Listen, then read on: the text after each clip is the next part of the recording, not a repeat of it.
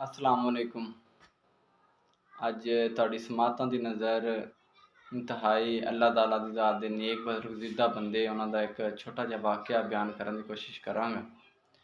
हज़रत मौलाना रूमी रहमतुल्लाह अलैह फरमाउंदे आ कि अल्लाह ताला दी ज़ात दे इंतहाई नेक बुज़ुर्ग आदमी जिन्हां दे शब रोज़ यादे इलाही च गुज़रदे ते ਉਹ सूफी अल्लाह ਦੇ नेक बुजुर्ग एक दफ़ा यादे इलाही च महव ਹੁੰਦੇ ਆ ਤੇ ਰਾਤ ਦਾ ਟਾਈਮ ਹੁੰਦਾ ਤੇ ਆਪ ਦੇ ਸਾਹਮਣੇ ਇਨਸਾਨੀ ਰੂਪ ਦੇ ਵਿੱਚ ਇੱਕ ਸ਼ੈਤਾਨ ਆਉਂਦਾ ਤੇ ਆ ਕੇ ਆਪ ਨੂੰ ਕਹਿੰਦਾ ਕਿ क्या ਤੁਸੀਂ ਹਰ ਟਾਈਮ ਅੱਲਾਹ ਤਾਲਾ ਦੀ ਜ਼ਾਤ ਦਾ ਜ਼ਿਕਰ ਕਰਦੇ ਰਹਿੰਦੇ ਹੋ ਕਿ ਤੁਹਾਨੂੰ ਅੱਗੋਂ ਕੋਈ ਜਵਾਬ ਵੀ ਕਦੇ ਮਿਲਿਆ ਤੇ ਆਪ ਕੁਝ ਦੇਰ ਵਾਸਤੇ ਨਾ ਖਾਮੋਸ਼ ਹੋ ਜਾਂਦੇ ਆ ਤੇ ਉਸ ਤੋਂ ਬਾਅਦ ਬੜੇ ਦਿਲ ਬਰਦਾਸ਼ਤਾ ਜੇ ਹੋ ਕੇ ਪਰੇਸ਼ਾਨ ਜੇ ਹੋ ਕੇ ਆਪ ਸੌਂ ਜਾਂਦੇ ਆ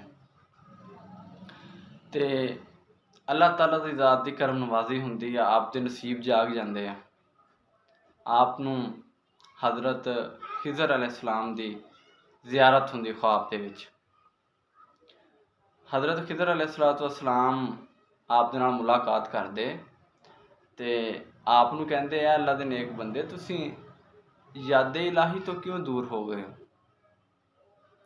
ते सूफी और बुजुर्ग अल्लाह के नेक बंदे अगों उन्होंने हज़रत खिज़र अलैहिस्सलाम नूं कहंदे अर्ज़ करदे आ कि मैं अल्लाह ताला की ज़ात की इबादत करदा ते मैनूं अगों कदी कोई जवाब नहीं मिलिया। हज़रत खिज़र अलैहिस्सलाम आप नूं फरमाउंदे आ कि तुसीं हर टाइम यादे इलाही च महव रहिंदे हो, तुसीं अल्लाह अल्लाह करदे हो, यही तो अल्लाह ताला की ज़ात फरमाउंदी, यही तो मेरा जवाब। वो किस तरह कि अल्लाह ताला की ज़ात फरमाउंदी है कि मैं इंसान नूं उदों तक जिक्र करन दी अपनी तरफ मतवज्जो करन दी तौफीक नहीं दिना जदों तक मैं उहदा पहला जिक्र यानी जदों उन्हें पहली दफ़ा मेरा जिक्र किया जदों तक मैं कबूल नहीं कर लेंदा। जदों असीं एक दफ़ा अल्लाह ताला की ज़ात नूं याद करते हैं तो ये उहदी तौफीक दे नाल याद करते हैं। साडा वो जिक्र करना अल्लाह की बारगाह च कबूल हुंदा ते दोबारा सानूं तौफीक दिंदा ते फिर असीं उहनूं याद करते हैं। तो वह बजुर्ग हज़रत खिज़र अलैहिस्सलाम उन्होंने बजुर्गों को कहन लगे कि अल्लाह का जिक्र ही तो अल्लाह ताला की ज़ात का जवाब, क्योंकि वो उस बंदे नूं ही जिक्र दी उस बंदे नूं ही जिक्र दी तौफीक दिंदा वा जिहदे ते खुश हुंदा वा जिहदे ते राज़ी हुंदा। अक्सर औकात असी एक दूसरे नूं यही कहने आ कि यार नमाज का टाइम नहीं मिलिया मैनूं, यार मैं फलाना काम करना वो कर लवां फिर नमाज पढ़दा।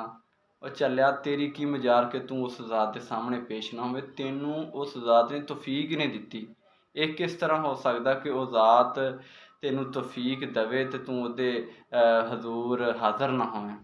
इस वास्ते सानू ये कोशिश करनी चाहिए, सानू हर लम्हा हर सांस के नाल अल्लाह ताला की बारगाह च दुआ करनी चाहिए कि या अल्लाह पाक सानू अपने हाँ सरबसजूद होने की तौफीक दे।